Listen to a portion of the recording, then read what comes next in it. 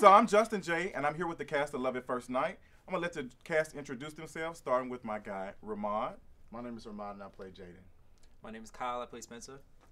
It's Chip. I play Alex. I'm Danielle Black. I play Deidra. I'm Richard Washington. I play Gary. I'm Renetta. I play Tanisha Stills. My name is Winston, and I play Orlando. Before we even get started, I'm trying to see who Miss Pink Wig is. She's somebody new. I know. Ooh, we're going to find out who she is in a minute. I Oh. was like, Okay. she birthed all of us.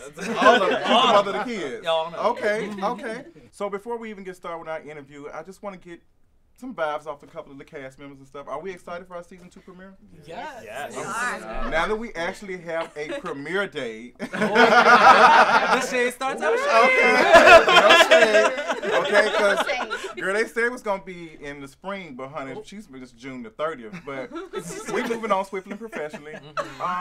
What can we expect with season 2 compared to season 1? Well, season 2, you can see a lot more mess. A lot more mess. It's like, 'cause I think season 1 was more of, everything was like really petty and surface and everything. And when you get into the mess of everything with season 2, you get more into everybody's characters, why they operate the way they do, like more of our relationship, work stuff that's like less surface, and you get to know everybody a little bit better. So. Okay, as we get ready to get introduced to the new characters, we found out that Deidra has a man. Okay. She getting it in. I ain't on no thought nothing.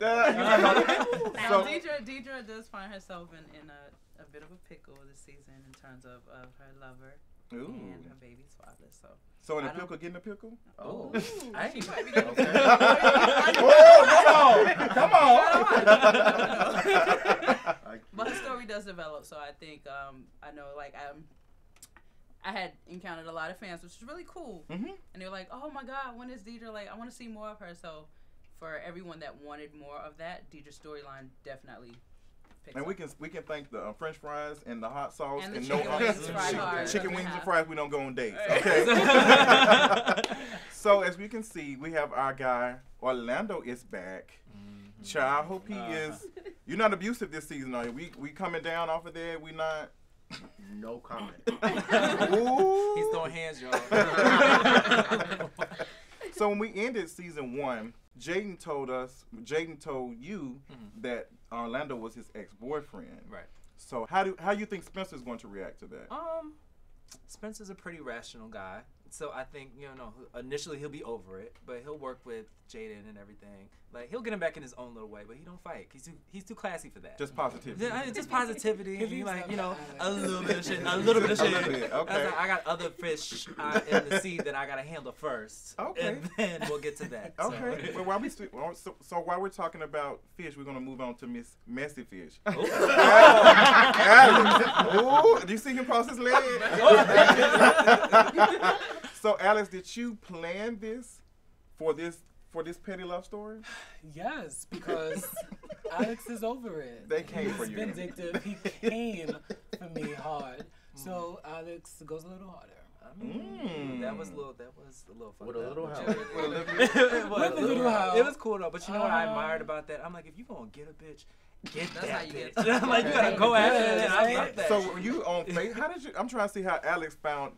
Did he go find Orlando? Was he going through the Facebook, the Instagram, the Snapchat to look, or did Orlando come find him? Did y'all put this stuff together? I don't have to do any other work. You just put your leg out? Gary did it.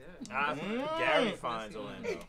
Really? Also, that's why you was around here looking. You already knew what the tea was. Oh, come on, Olivia Benson. She already. Don't. Gary was everything. So he did the dirty work for Alex. In the episode 8, he goes, like, he was like, "Oh, you're so resourceful." He went back and that's right. found everything. So you were the master manipulator. Yes. Child, it's always one. It's always Just one friend. and it's the friend too. That's always doing it. So do you think that Alex and Orlando are going to have a genuine relationship, or it's just going to be petty for a couple of seconds? I think it's a work in progress. Okay. It's two very different people who love control and are headstrong. So it's a bit fiery. So we'll see how that turns out. Okay. So one of the questions that I did get a lot were, of course, how different from you all? How different are you all from your characters? What's the start? Starting with, we're gonna start with Richard, who plays Gary. Gary, I'm very, very different from Gary. I'm not messy. I mean, I do like to, I like to. You like to stir the pot a little bit. Just a little bit. A little seasoning, Just a little bit. Taste to see if it's ready. Just a little butter, butter in the pot. Just a little butter in the pot. That's all. But no pot pies or gumbo. What about you, Kyle? I always say Spencer is Kyle of the past. Like it's elements of who I was, and then traits that I see from other people. I like to always people watch and get different reactions from people. So, but Spencer's not me right now. Okay. Spencer is very up in the air. Hey guys, let's all be friends and all this other good stuff. And I am friendly, but there's a limit to a certain degree. But so we deal with some friends, but not all of them. Yeah, you gotta know what energy to have around you. So yeah. Okay, what about you, Mr. Ramon? I think I'm a lot like Jayden. I think Jayden is very ambitious, very passionate. He's somebody that's non-confrontational, so he doesn't like to be in the heat of a lot of drama or anything like that. I'm very much like that. I like to just be on the outside of everything, kind of just looking in. But at times, because of that, you do kind of get swept up. So I mean, that happens to me a few times where I kind of have to figure out because I'm somehow swept up in it. But I mean, yeah, I think that's where we share a lot of So you can make some beats because you were playing on the piano and stuff. Yeah, I mean, we can go to the studio make some beats. we do art in different ways, but I'm an artist, so I mean, I can relate to that in that way. But. Okay, so one of my favorite characters is Danielle. Okay, how you went off. And I'm trying to see how y'all even set it up with the French fries talking to folks. Was that a real thing that y'all were telling y'all was about to do, or you just were acting? We tried to tell him he was about to do that, but I think there was a language barrier, and I felt bad because there was a little boy back then. I don't like cursing around children. I only curse when it's necessary. He just kept running up to because it's Brooklyn. So he kept running up to the window I gotta take her order, or she's gonna go off. And I was like, no. I kept having to stop, and we had to keep doing it over again. So. Initially, I was nervous because I'm I think the father ended up coming out like a little lady. He wanted to know what was going on and why I keep yelling the same order. So, what's going on? We pulled it off. Yeah. It was a different experience because that was my first time filming ever. So, wow. Yeah. You did amazing. Thank you did amazing. Thank you. So what about you, Alex? What about? Are you that messy in real life? I'm not. I promise. I promise I'm not. Alex, that came from somewhere. It's in there. You pulled that right on up. I feel like Alex is an alter ego of mine because Chip chooses to be peaceful, take the high road, keep it cute. Alex, when I want to be messy, when I want to be petty, when I want to be mean, I feel like, oh, I get to be that in Alex. So I keep it cute in real life, and Alex is just an alter ego, kind of. That's how I see it. So Alex doesn't keep it on mute? No. When Alex found out that, ooh, when he found out, girl, I was supposed to be getting him, and then you hooking up him, and y'all done made a real love story? Have y'all ever experienced something like that in real life? Ooh.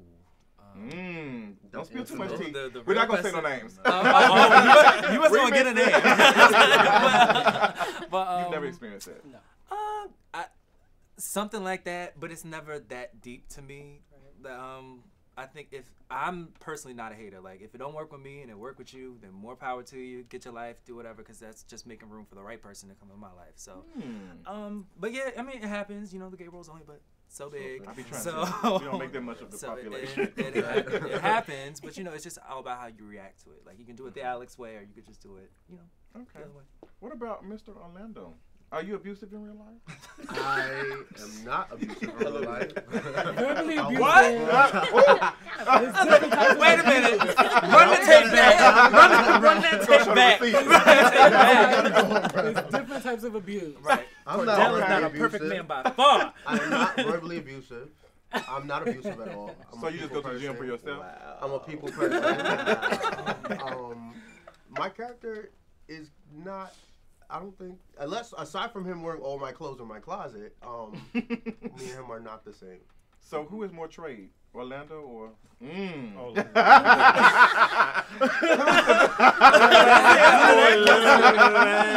No comment. You can tell from that shimmy. And the men's shirt. To be honest, I don't really go with the labels. I've just always been me. Oh, I love when they say they don't jack. Now, is that before or after they unlock the pin? I don't have any apps at this time right now. So Oh, okay. I don't know what you're talking I'm just getting my personal life together. But yeah. Okay, so while we get introduced to this cast, we have a new cast member, and I'm not even sure who is. What's the tea with you? What's going on with you? So I am Renetta, and I am playing Ma Steele, Tanisha Steele. So I am Jayden and Deidre's ghetto fabulous mama. Ghetto fabulous she Yeah. So, are you with Miss Steele's right now? Is this one of Miss Steele's pieces? It kind of, you know what, Miss Steele kind of is a lot like me in real life. I As love opposed it. to everybody else, my character kind of is a little bit like how I really am. So I'm able to bring something to the role. So you take it up a notch. You know what, kind of.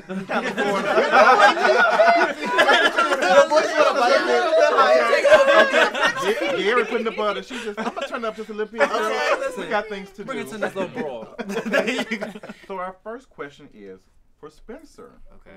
How important are the bathroom therapy sessions to your character's maturation and development? And do you see the bathroom sessions returning with a greater or less influence in season 2? The bathroom sessions, first of all, that's one of my favorite scenes like throughout the whole series. Me and Dustin, shout out to Dustin. Yes. I just saw him today. Yeah, we cut up something serious like from what y'all didn't see. But I think those sessions are important because Spencer's like mentally all over the place, and sometimes when you have all these thoughts running through your head, you need somebody to like hear you to see if you sound crazy or not, or just to give you some perspective on everything that you're thinking. So I think it's a pivotal part in the show for Spencer because he needs to have a voice of reason, and Dustin was that. So what if Dustin is not even a real character? What if he's just your inner thoughts? You know what? That's a good thought, actually. He could be a figment of my imagination. Okay. That was good. Okay, because he in there flushing the toilet and stuff. Right. Oh, so were y'all using the restroom for real? No, and it was so funny. It was so funny because you know what? I saw in the comment section, everybody kept noticing that I kept wiping front to back, and I'm like, I don't really wipe like that. That's how you know I wasn't using the bathroom for real. You was But scrubbing. it was for a fact. Justin. I'm be good today. No, you good, you good. But I think for the second part of the question, I can see him having a bigger role outside of the bathroom this season, and just like continuing to be a voice of reason because a lot of people liked him. He's a fan favorite. It was cute. It was something different. Yeah. So my next question is for Jayden. What was your initial reaction to a multifaceted character who is a health nut, vegan, and has a career while coping with domestic violence, depression, and anxiety? You need to drink. Okay, she is doing it. Okay. So I guess it's how you deal with being that character. You got so much going on. Like you're a health nut, you're drinking soy milk, but you're on depressants and antidepressants and stuff. How do you? What type of person is that? Like that deals with all that going on? I mean, I don't know. I think that there was a lot of things that were happening where he was just trying to find ways to kind of just keep himself together, because I mean he did experience all those things with depression and coming into a new relationship. I mean he was still trying to maintain keeping himself together, you know what I'm saying? I think that those were kind of like him being super healthy, just kind of like sticking to that kind of like that lifestyle was kind of helping him cope with what he was dealing with. So you think Jayden was ready for a relationship at that time, or he just found Spencer and he was just like, I mean, I don't think anybody's ever ready for a relationship. No. You know what I'm saying? So I think from the initial, kind of like seeing him, I think that a connection happened. And so I think that was kind of why he wanted to explore it. But I don't think he was ready. I don't think, Spence was ready, but it's kind of like, it just kind of happened. So just kind of explored it from that point. So do you think Jayden and Spencer are going to get married anytime soon? Or? Married? I don't know. We're going to have a destination wedding? I mean, I love, but love ain't enough. Listen, love it ain't enough when all the problems start adding up. So I'm just saying, like, we got to get through that. Honeymoon phase is year one. Year two, we got to get through some real stuff. But I'm optimistic. that they'll make it. Yeah. Yeah, Me too. I'm Me optimistic too. they'll make it. Can we get any hints for? I'm not. You ain't gonna. You still a hater? I Still a hater. Okay. They gonna fail. So if Jayden and Spencer don't work out, would you try to pursue? I'll keep my tea to myself. Oh, now you want to keep your tea to We'll yourself. see. We'll talk Well, about Gary that might later. set it up. Right. We'll So talk this about is that the later. ultimate Bestie. thing. We'll talk about that. All I know is Orlando's going to the wedding. I'm so, Oh, Go. just screw stir in the pot. Right. He's Just knock shaking it the off. table. Just shake Right by the table. altar. Right. That's cool. Okay, for my next question, this is for Alex. In what ways does the hurt that your character felt during season 1 show us something about Alex and why he would plot and scheme for an entire year to hurt his bestie? It's obvious that Alex doesn't do well with rejection, and so rather than just keeping it real, and like Kyle was saying, in real life, some people pull in Alex, or some people just like, you know what, whatever, you're not for me, and that's it. He has a problem accepting rejection, and I always say that Alex deals with acceptance. So instead of just being a grown adult and just letting it go, he was just like, no, fuck that, I'm gonna get them back, and you ain't gonna screw me over like that. And it makes him feel better, but we'll see if it actually makes him feel better. Okay. What I do love about Love at First Night is that you all start off with like a gay couple, and and you brought me up in your interview, and you saying that, you know, we have heterosexual couples being the, you know, supporting cast and stuff. That's not done a lot. Normally, the LGBT community, we get a little 2 minutes here.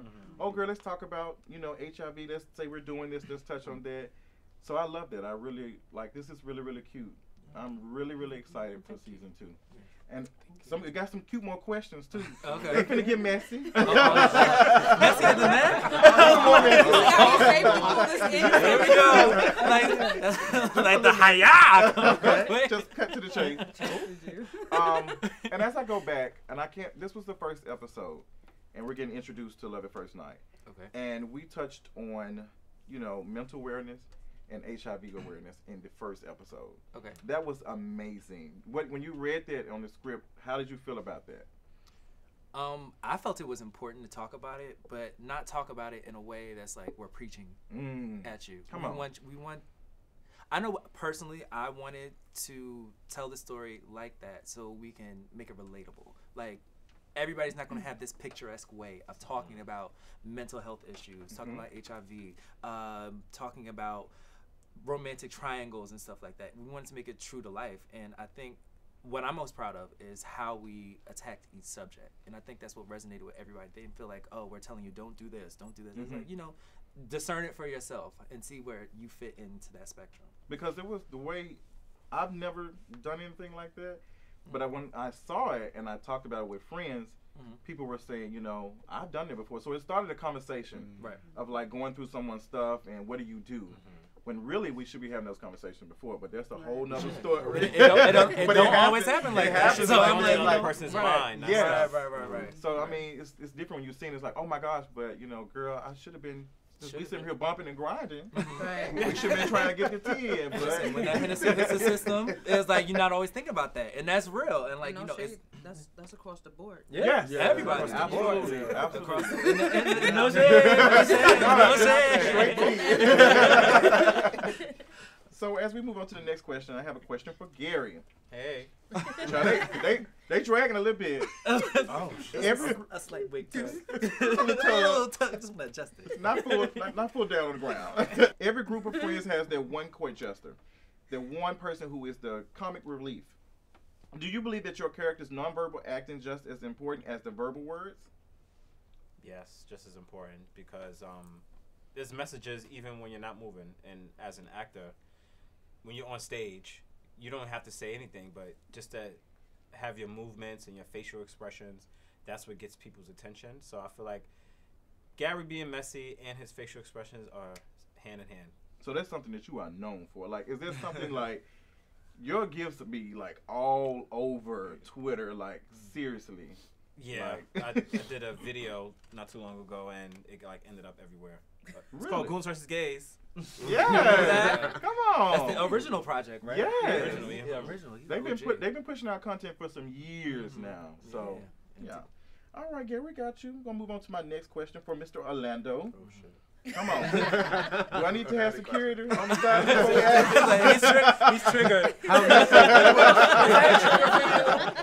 You triggered. I don't have no bullhorn or nothing. I ain't gonna shout at You are dumb. You are a dumb. Okay.